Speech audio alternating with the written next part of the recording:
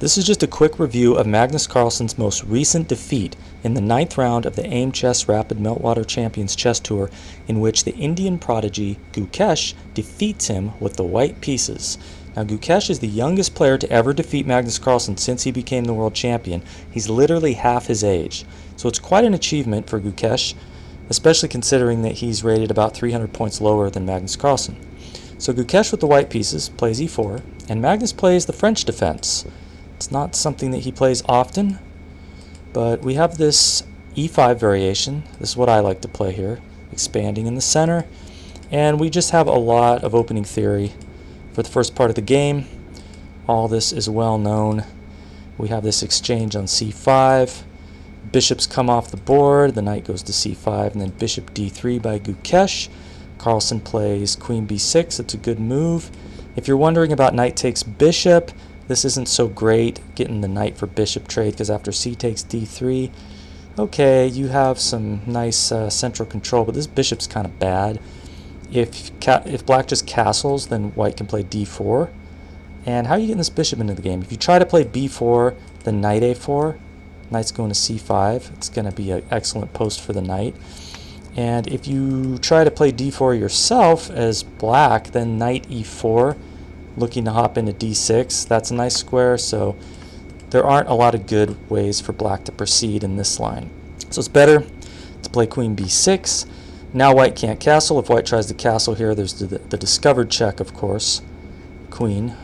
So Gukesh plays a good move, queen to f2, limiting this knight's options because there's a danger of capturing the queen if it moves to the wrong square.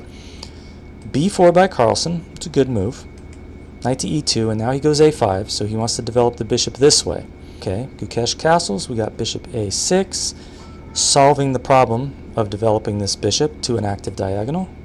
Carlsen's had a successful opening, and we got f5 by Gukesh. This is a very thematic pawn break in this French defense structure where e5 has been played. And this temporarily sacrifices a pawn. Carlsen grabs here. But then you get the knight f4, nice post, hitting d5. So you don't want to allow knight takes d5. So Carlsen makes the best move. Let's look at an alternative though. If you were to capture right here, the problem with this is bishop takes, queen takes, and then the discovered check. So that bishop has to stay here, so that there's no bishop takes knight, drawing the queen off of that diagonal. So that's why knight to f4 is played there, eyeing d5. Knight to e7 by Carlsen, defending both pawns. Now Gukesh pushes forward with e6. It's a good move. If you take with the pawn, there's knight takes e6. Now, if the knight takes, obviously you're going to lose the queen.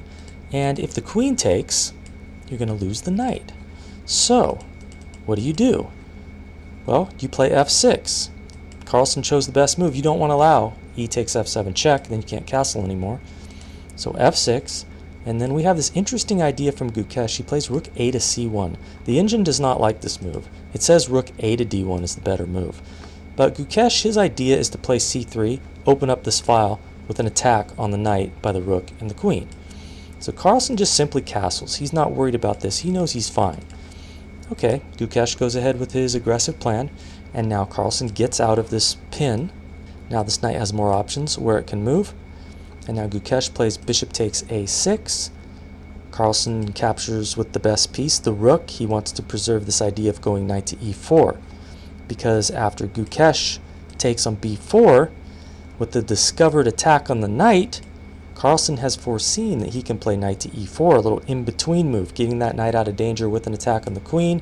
Once the queen moves, now he recaptures on b4. So Carlsen has a winning position here, according to the engine. But the game is far from over. Knight to d4, played by Gukesh. He grabs the pawn on a2. There wasn't a great way to defend that pawn.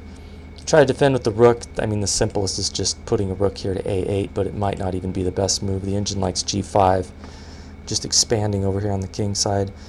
So Gukesh knows he can't really save that pawn under favorable circumstances, so he gets a knight to an aggressive post here. And we got rook takes a2, and he gets to jump to b5 with the knight with an attack on the queen. Okay, Carlsen says that's fine. I'll go here to e5. Now rook c7, attacking this knight. And the only move for Carlsen here to maintain a winning position would be to play knight g6. That's what you want to do, but it's very tempting to want to keep a piece in front of this passed pawn. So Carlsen, he makes a blunder. He plays rook e8 and defends the knight. Now white has a winning tactical shot.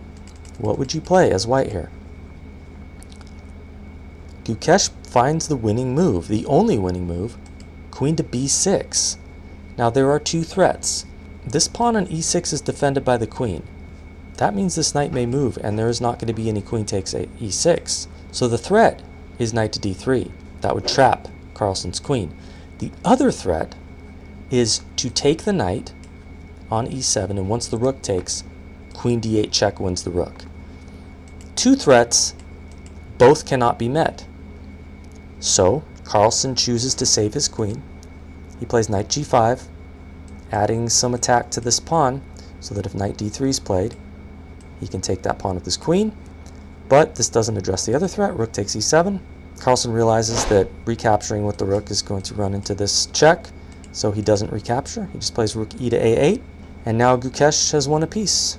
He has an extra knight, and after a couple more moves, Carlsen throws in a queen check, king h1, and Carlsen just simply resigns. He doesn't have enough for the lost piece. Despite having a couple pawns, this pawn is just way too dangerous, and the threats, I mean, you have this threat. There's nothing for black to do here. So, very nice result for Gukesh, defeating the strongest player in the world. I think we can expect great things from him in the future.